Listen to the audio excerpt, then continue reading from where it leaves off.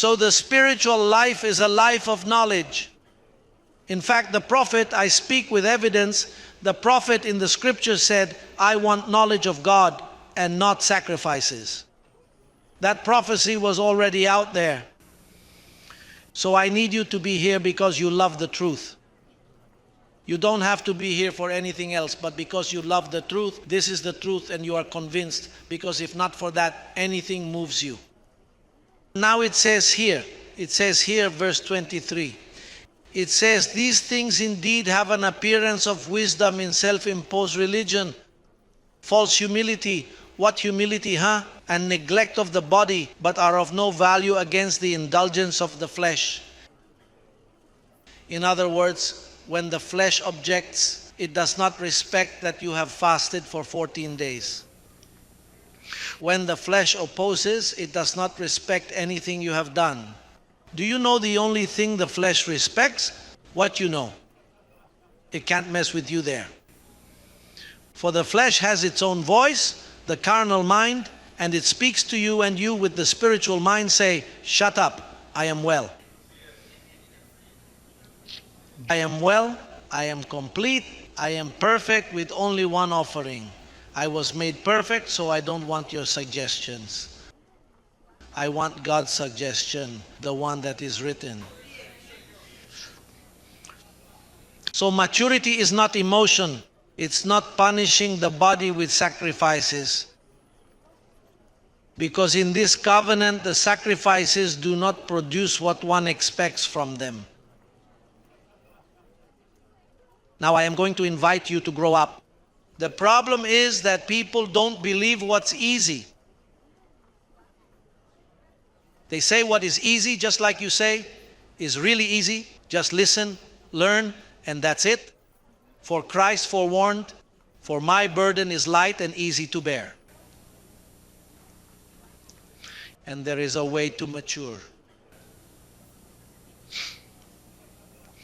Notice, let's go to Hebrews so that you can see that it is not by works. Let's look at the evidence. Hebrews chapter 4, it goes several pages forward. Past several books, those 2-page books. Look at what the verse says. Chapter 4, verses 11 and 12. Pay attention to the apostles' words on what can help you grow in maturity. Verse 11, the first thing it wants is, it says, let us therefore be diligent to enter that rest, lest anyone fall according to the same example of disobedience. I was disobedient to fast for 14 days. I left rest. The churches are in disobedience, all the pastors. I accuse them. The word accuse is a little strong. I unveil them from here, from this pulpit, through the internet to all nations. They are mistreating the sheep and interrupting their rest. When taken from their rest, the sheep fail to mature. I'm not sure if you've listened to programs out there filled with shouting, screams, and more shouting. That isn't maturity. Maturity comes when the gospel is properly explained to you. Those poor, unfortunate souls stay there listening to nothing but shouting, just screams, empty words, and they never grow. So they are 15, 20 years old and think they are strong. But when a storm comes, they keep going as if nothing has happened in 20 years due to not maturing. It says, verse 11, let us therefore be diligent to enter that rest, lest anyone fall according to the same example of disobedience, for the word of God is living and powerful.